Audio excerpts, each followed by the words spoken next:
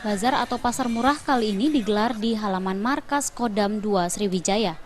Berbagai jenis sembako, kue lebaran, pakaian, makanan dan minuman terpajang di stan yang diikuti satuan jajaran Kodam 2 Sriwijaya, Persit Kartika Chandra Kirana, serta dari sejumlah pihak swasta.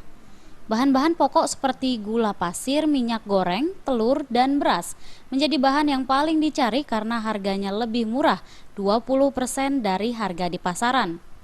Ada gula, ada sirup, ada susu, terus ada minyak gitu. Berapa harganya? Harganya relatif murah dibanding dengan harga di luar gitu. Karena kan mungkin event bazar.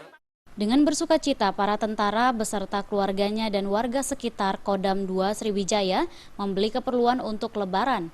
Mereka berbondong-bondong berbelanja memanfaatkan harga yang murah. Sejumlah warga pun ada yang datang 2-3 kali untuk kembali berbelanja.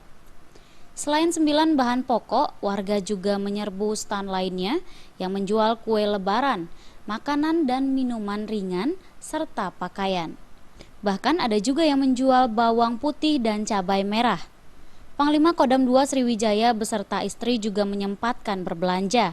Acara bazar ini bukan hanya untuk tentara, melainkan juga untuk masyarakat umum di sekitar Komplek Kodam 2 Sriwijaya.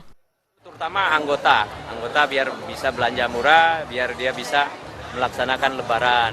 Sudah itu yang kedua, tetangga. Jadi seperti di Kodam ini tetangga-tetangga dari masyarakat yang ada di sekitar Kodam bisa berbelanja di sini. Kita beri kesempatan, bahkan kita kasih kupon.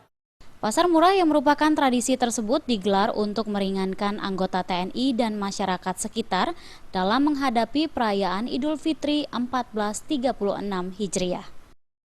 Dari Palembang, Sumatera Selatan, Tim Liputan melaporkan.